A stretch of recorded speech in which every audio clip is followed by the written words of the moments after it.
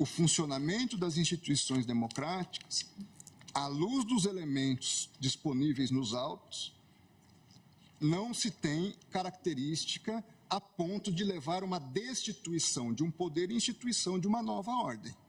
Se me permite um... Pois não, ministro. O artigo 359-M, na verdade, fala em tentar, né? Então não se pressupõe a consumação, mas sim a tentativa. Só essa... Ambos falam em tentar. Exato. A questão, para mim, eles não agiram para tentar depor o governo. A deposição do governo dependeria, ou essa tentativa de deposição de atos que não estavam ao alcance da atuação dessas pessoas. Permite, ministro? Pois não. Porque acho que essa questão é extremamente importante, porque são dois pontos diversos, se eu entendi o que Vossa Excelência colocou. Ao dizer que eles não, ao alcance deles, não estavam instrumentos possíveis para o golpe de Estado, então aí seria o caso de absolvição. Que eu também justifico como uma tentativa inidônea. Essas pessoas... Exato. Então, aí seria absolvição. Uma outra questão que eu acho que é mais importante do ponto de vista até para fixação de jurisprudência da Corte é a absorção ou não. O princípio da concussão. E por que isso? Me parece que são dois crimes, como disse, absolutamente autônomos. Até porque o ânimos é diverso. E eu dou dois exemplos, um histórico.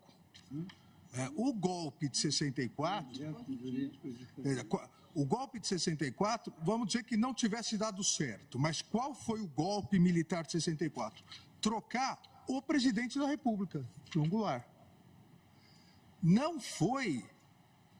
Em momento algum, tentar mexer com a estrutura dos outros poderes, até porque, lamentavelmente, os demais poderes aderiram. Então, você consegue vislumbrar uma tentativa de golpe na troca do poder, na troca daquele que foi legitimamente e democraticamente eleito, como uma conduta autônoma. O que, na minha opinião, no meu voto, eu entendi, ao prever a intervenção, ao pedir a intervenção federal, se pretendia trocar o presidente eleito pelo candidato que perdeu. Esse é um crime. A outra coisa é atacar o funcionamento do Supremo Tribunal Federal ou do Congresso Nacional com a invasão, impedindo a atuação. Volto alguns meses. Vamos dizer que essa conduta do dia 8 de janeiro fosse antes do final do mandato do anterior presidente. A conduta idêntica. As pessoas virem, atacarem violentamente, invadirem. Nós não teríamos a acusação de golpe de Estado, porque elas não estavam pretendendo trocar o presidente, mas elas estavam pretendendo obstaculizar o andamento do Supremo Tribunal Federal e do Congresso. Tenho dúvidas, ministro Alexandre, por quê? Nesse exemplo também de uma ação anterior ao encerramento do exercício do mandato do ex-presidente. Porque, formalmente, teríamos também uma consideração de um poder legitimamente eleito que estaria impedido. Na minha análise, à luz dos fatos dessas figuras, desses manifestantes vândalos, criminosos, deles não tinha ação idônea para destituir um poder. Nós podemos encontrar ação idônea em outras ações. Não, eu compreendo. A minha única preocupação aqui nesse debate, acho importante. E entendo que se encontrássemos essas condutas, poderia haver os dois mesmo crimes.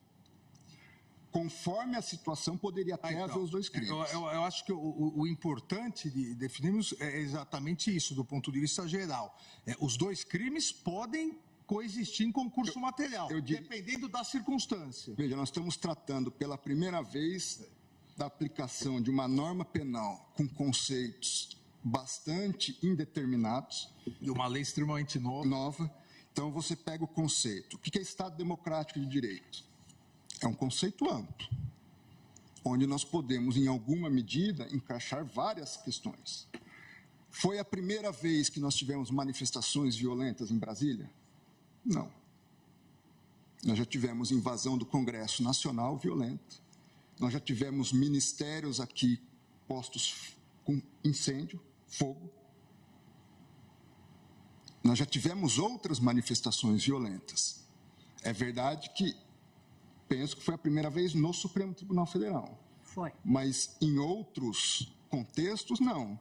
Eu acho, desculpe-me, Zandra, eu acho que a gente tem que fazer um pouco também de uma contextualização. Eu estou aqui há muitos anos e, de fato, assisti a várias invasões de ministérios, episódios isolados que nós tivemos a partir de movimentos sociais, protestos e coisas do tipo.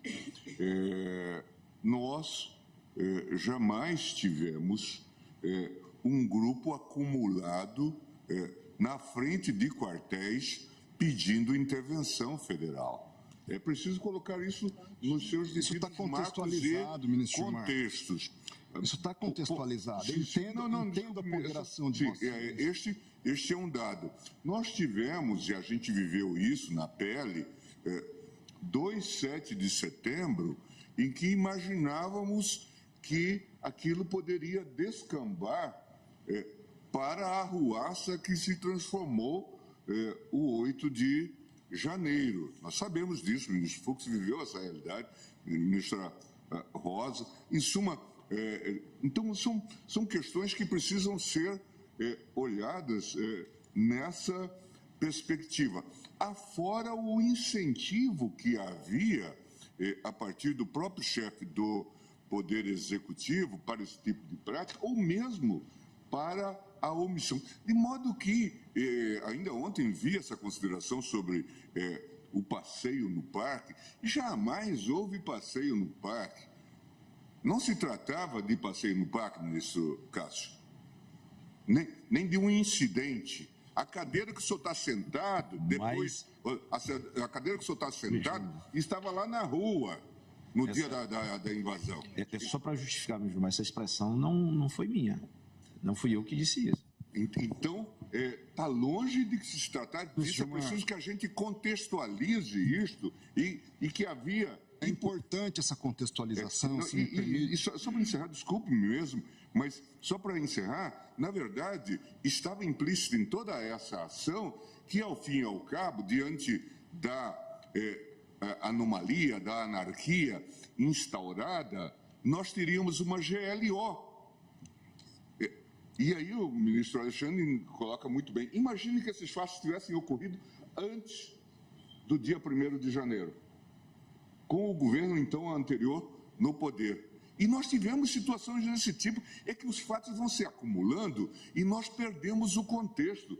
O 12 de dezembro, dia da diplomação do presidente da República. Atos, não só de vandalismo, de terrorismo. Ônibus incinerado. A Polícia Federal invadida. Carros pegando fogo embaixo de posto de gasolina. Há muitas perguntas sem resposta, ministro Gilmar. Não, eu digo só para colocar. Agora, eu estou tentando me deter no caso concreto. Não, sim. Porque, vamos lá, eu fui ministro da Justiça. E o senhor também trabalhou no Palácio do Planalto, na subchefia de assuntos jurídicos.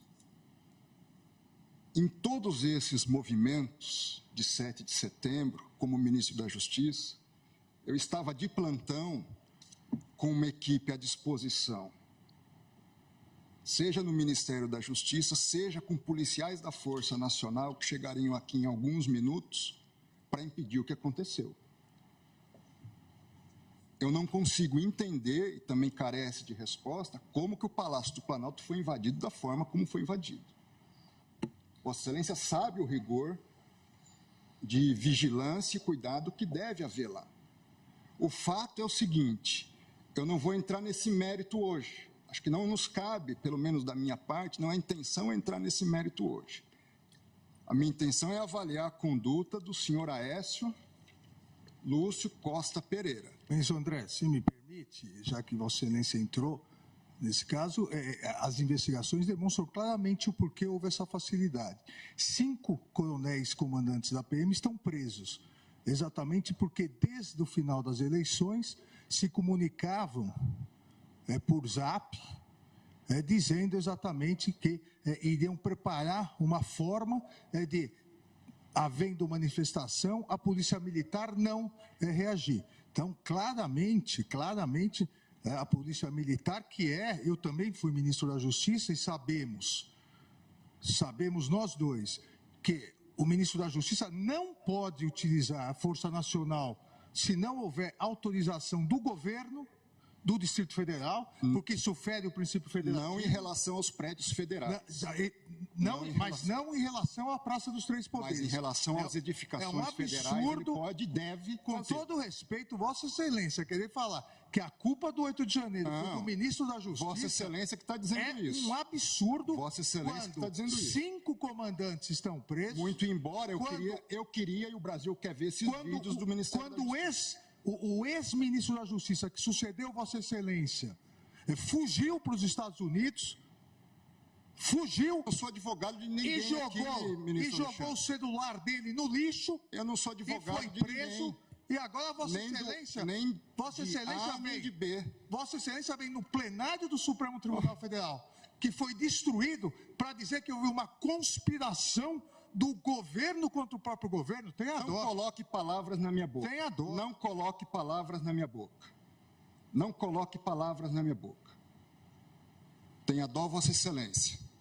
Não, eu tenho a impressão só que a gente precisa... Posso terminar, meu... Não, pode terminar. É só para a gente ter esse leitmotiv, esse pano de fundo, para que possamos, de fato, entender. É claro, e Vossa Excelência tem razão, nós estamos julgando o Aécio, mas é preciso que a gente entenda esse contexto. Eu acompanhei, como Vossa Excelência, muitos desses episódios, acompanhei também o episódio do trancamento de rodovias, especialmente no meu estado. Dialoguei com o ministro da Justiça de então, em que carros eram atravessados na pista e inicialmente começou-se como se fosse uma greve de caminhoneiros. E nós sabemos o que greve de caminhoneiros representa.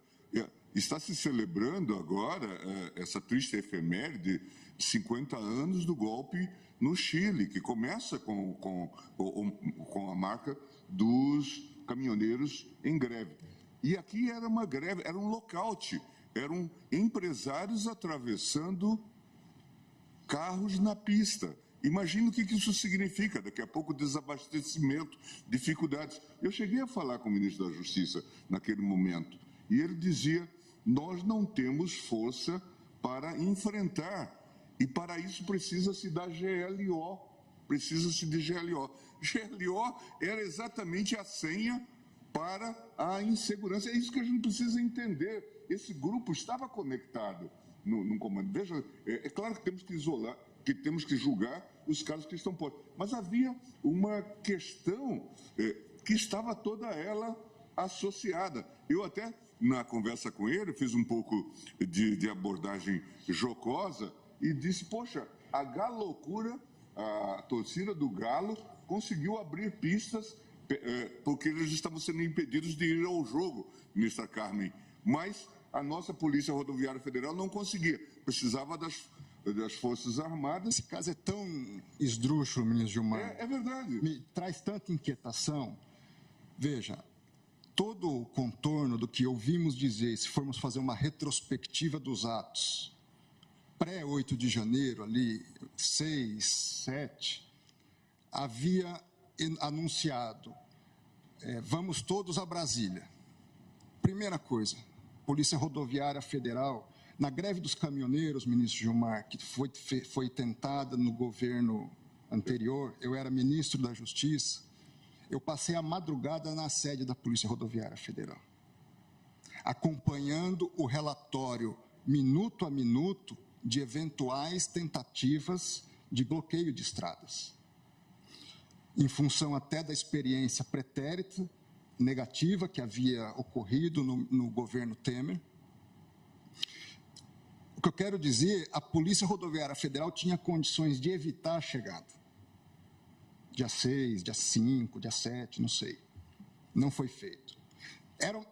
Toda a construção é de que era uma tragédia anunciada. Agora, eu vou usar a expressão, falhas sistêmicas, desde esse ponto. O que houve, não tenho dúvidas, falhas, eu vou usar a expressão falhas porque não estamos julgando essas pessoas, sistêmicas na Polícia Militar do Distrito Federal. Mas também há dúvida razoável sobre como é que esse grupo entra com a facilidade como entrou, não digo no Supremo, eu não digo nem no Congresso, dentro do Palácio do Planalto. É inconcebível. Onde estava todo o efetivo da Força Nacional? Eu não tenho. Hoje o Brasil não sabe. Eu me lembro naquele contexto em que havia o inquérito, ainda há o inquérito, em relação à reunião que o ex-presidente Bolsonaro teve com os ministros, e essa reunião foi gravada, e havia toda uma discussão sobre, a partir de uma determinação do ministro Celso de Mello, para se entregar aquele vídeo, aquela fita, e toda a atuação, tanto minha como do ministro Levi, à época advogado-geral, nós temos que entregar independente do que contenha. Independente do que contenha. E foi entregue. Agora, chama a atenção o Ministério da Justiça não disponibilizar ou não ter os vídeos correspondentes.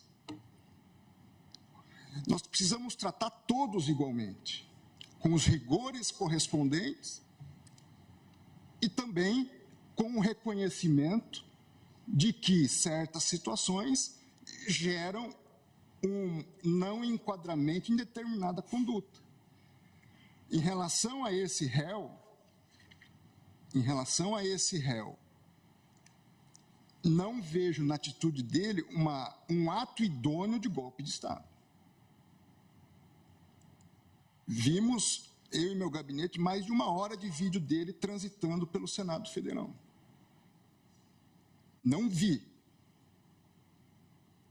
Ele se apresenta na presidência do Senado, mas não há um ato de instituição específico. Veja, eu não estou absolvendo ele, estou condenando ele em tudo, em tudo. Uma pena somada, já antecipando aqui, que vai chegar a 8 anos.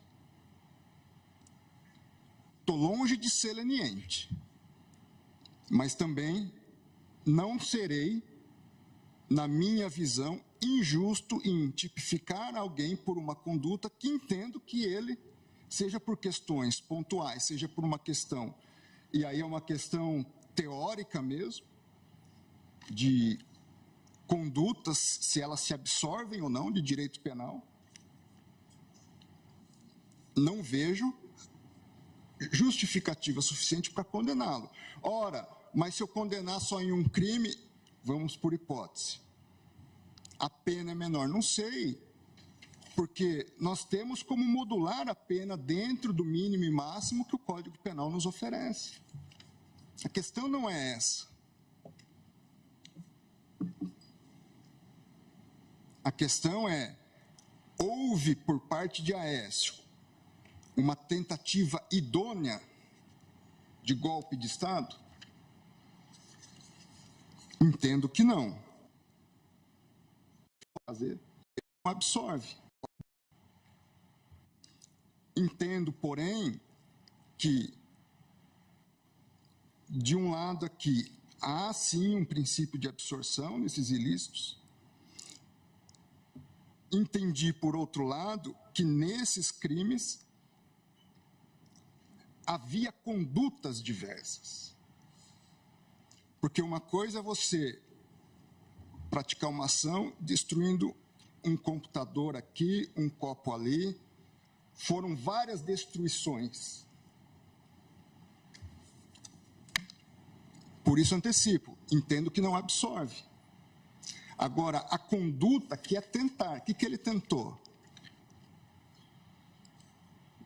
Ele chegou a tentar, na minha visão, instituir um novo governo? Ele tinha até isso, talvez, como ideal. Mas não vejo, seja na capacidade, olhando as cenas dele no vídeo, não houve um planejamento posterior sobre o que fazer. Entendo que, nesse contexto, veja só a situação de injustiça com que eu posso me deparar. Seria menos gravoso para ele destituir e dar o golpe do que fazer o que ele fez. Que ele incidiria só num tipo. E nós estamos, repito, uma lei nova, um contexto extremamente complexo. E, ministro Alexandre, eu não pré-julgo ninguém, mas também não isento. Seja de um lado, seja de outro.